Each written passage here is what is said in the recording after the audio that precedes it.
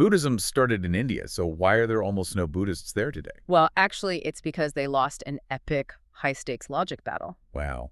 Okay, welcome to this deep dive into our latest stack of historical source material. Yeah. I mean, you might assume a religion vanishes from its birthplace due to, like, invading armies or maybe a catastrophic famine. Right, but the sources we are looking at today point to something much more fascinating. We are exploring a thrilling, high-stakes chapter of history here. Yeah, we're definitely bypassing the standard textbook summaries today. So we're going to frame ancient history not as some dusty textbook, but as this wild narrative of intellectual espionage, logic battles, and just intense rivalries. It really is one of the ultimate historical paradoxes. We are looking at a period in ancient India where philosophy wasn't just a polite academic exercise confined to a university campus. Right. It was basically blood sport. I mean, it dictated royal patronage, the survival of entire cultures, and in this specific case, the literal life and death of the participants.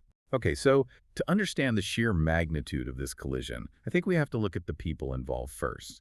Because these weren't just casual debaters.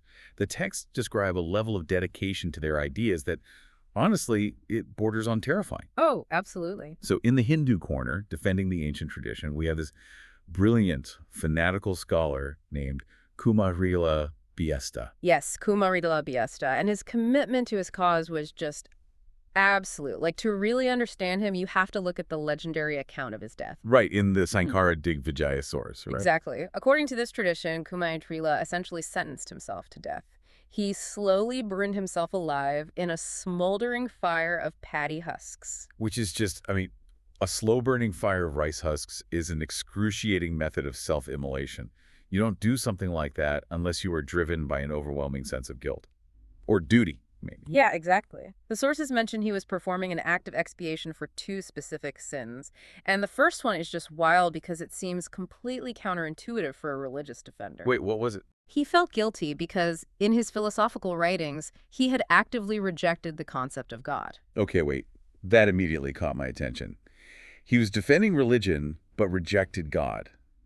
Like, was he an atheist? No, not in the modern sense. He rejected the idea of a creator deity, or Ishvara, but you have to understand the mechanics of why he did this. Okay, I'm listening. He rejected a creator god strictly to elevate the ultimate authority of the Veda, the sacred Hindu texts. Let me unpack the logic there, because removing the creator to elevate the creation seems a bit backward at first glance. But if I'm following his line of thinking, a text authored by a deity is still subject to that deity's whims. Right, or their motives or potential flaws. Yes, exactly. So by arguing that the texts are entirely authorless, you are claiming they are basically a fundamental law of the universe. You've hit on the exact mechanism there. The Sanskrit concept is aparurya, which means authorless or not of a man. Kumārila argued that if anyone, even a god, wrote the Veda, then the knowledge is contingent on the author's perfection. But if the texts have no author, if they are simply eternal vibrations or like universal constants like gravity, then they are absolutely infallible. Wow. So he essentially canceled God to ensure the foundational texts of his tradition were just beyond any logical attack. Precisely. But he still considered this philosophical maneuver a massive sin, one that required his own life as penance. That is heavy. And then we get to his second sin, which really reveals the intense rivalry between these traditions. The sources say Kumārila committed treason against his own teacher. Yeah, he realized that to truly defeat the Buddhists in debate, he couldn't just argue from the outside. He had to understand their philosophy better than they did. So he goes deep undercover. He does. He infiltrates a Buddhist monastery, posing as a student, just to extract their philosophical secrets from the inside. I mean, that is straight out of a spy movie. Yeah. He goes behind enemy lines to steal their intellectual weapons. It really highlights the extreme stakes of the era. He couldn't risk a misunderstanding of his opponent's framework. But what makes this historical chapter so compelling is the perfect symmetry between the two sides. Right, because the Buddhists were equally aware of the stakes. Exactly. And they deployed the exact same tactic. Which brings us to the Buddhist genius, this absolute master of logic named Dharmakīrti. Okay, so if you read Taranatha's History of Buddhism, the parallel here is just staggering. Dharmakīrti also acts as an intellectual spy. He infiltrates the camp of a leading Hindu master, but he doesn't go in as a student, right? No, he disguises himself as a servant, and the physical toll of this disguise was immense. Oh, wow. Yeah, Taranatha's accounts describe Dharmakīrti doing the backbreaking indoor and outdoor labor of 50 servants. 50. That is insane. I know. He completely humbled himself, stripping away his status as a brilliant scholar, purely to gain the favor of the Hindu master's household. His objective was just to eavesdrop. Just to listen in. Yeah, he wanted to learn their most advanced, closely guarded logical techniques directly from the master's wife and son. That is just wild irony for you. Both of these brilliant minds willingly stepped into enemy territory, risking their lives to map out the intellectual architecture of their rivals. You have one man burning himself alive out of guilt for his espionage, and the other doing the manual labor of 50 people just to, audit a logic class. It's incredible dedication. Truly. So when you have two combatants who have literally suffered to understand the opponent's mind, their eventual collision is going to be explosive. Bring us into the actual clash of ideas. How does Kumārila deploy his understanding of Buddhism against Dharmakīrti? So, Kumārila launches a devastating foundational critique aimed directly at the origin point of Buddhism. Armed with his belief in the eternal, authorless Vajda, he attacks the Buddha himself. Okay, what's his angle? His argument is structurally very simple. He says, the Buddha was a human being. Humans are bound by physical limitations. Our perception is flawed, our memories are imperfect, and we are subject to desires and biases. Therefore, a human being is fundamentally incapable of achieving omniscience or holding absolute authority. Wow.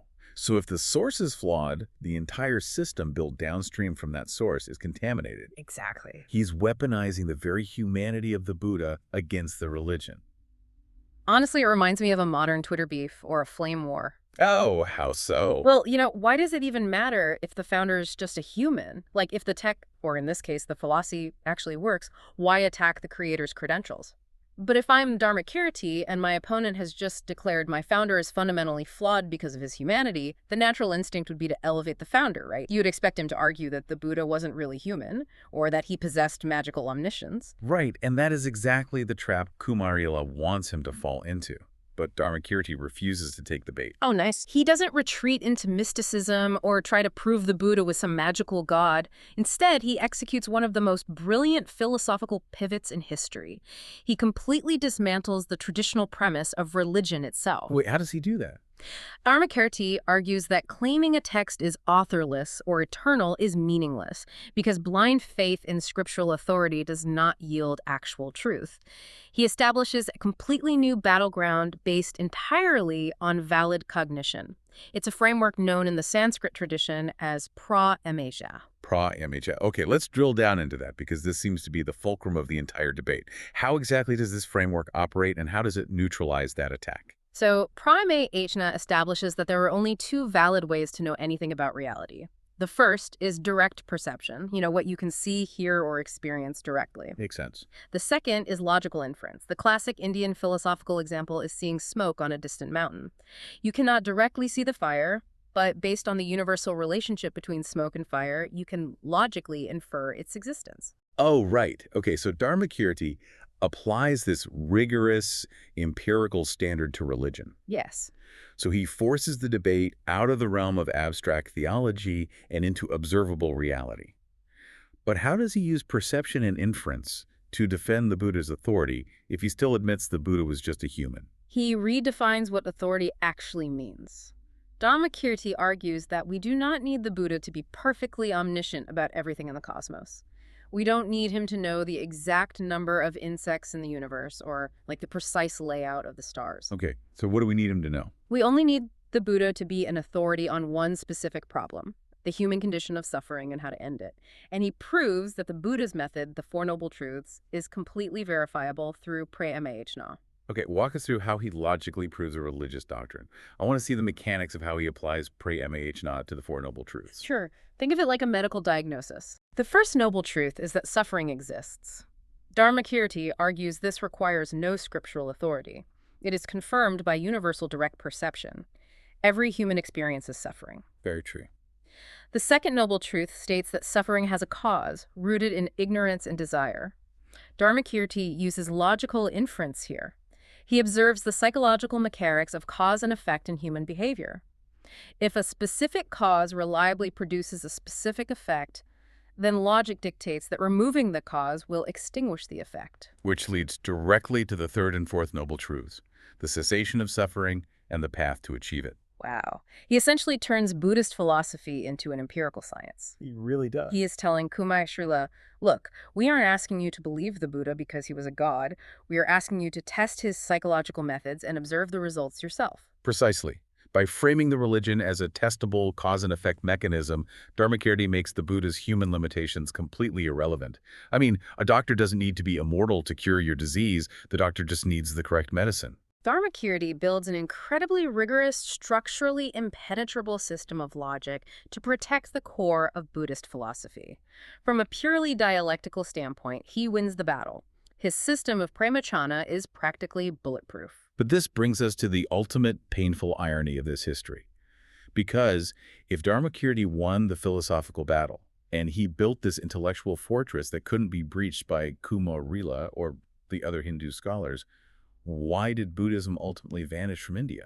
Because the Hindu scholars who came a few generations later realized they couldn't penetrate Dharmakīrti's fortress. So instead of trying to break it, they carefully studied its architecture, reverse-engineered it, and built their own exact replicas. Oh, wow. Yeah, Dharmakīrti's logical system was so structurally perfect that it became Buddhism's greatest vulnerability. I want to make sure I understand the mechanism of this intellectual theft.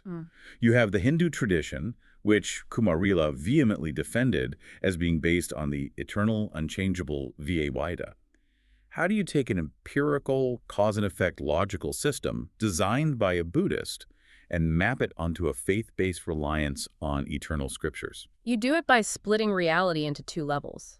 This was a tactic deeply refined by later Hindu philosophers, most notably Shankara. Yes, and his Advaita Vedanta school. Shankara essentially adopted the rigorous dialectical methods, the tools of inference, and the rules of debate that the Buddhists had perfected.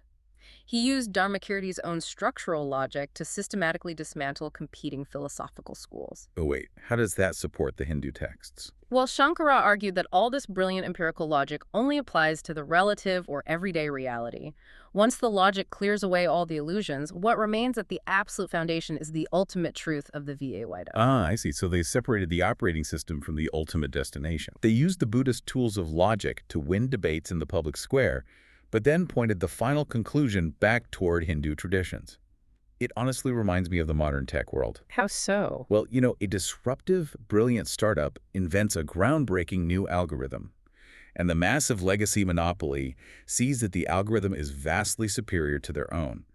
But instead of trying to invent something better, the monopoly just copies the open source code, integrates it seamlessly into their massive existing platform, and effectively renders the startup entirely redundant. That analogy perfectly captures the dynamic. In fact, scholars often refer to Shankara as a crypto-Buddhist because his methods were so heavily borrowed from his rivals. And once the dominant Hindu culture armed itself with Dharmakīrti's exact intellectual weapons, the fall of Indian Buddhism was pretty much set into motion. Because at that point, the religion loses its unique value proposition to the public.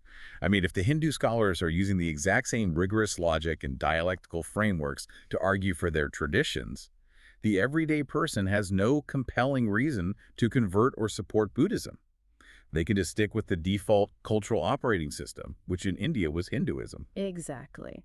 And we see the practical results of this loss of identity in Theravada's history of Buddhism. What does he say happens? Well, as Buddhism lost its unique intellectual edge, it began to retreat. To maintain relevance and appeal to the local populations, later Buddhist monasteries started adopting popular, mainstream Hindu rituals.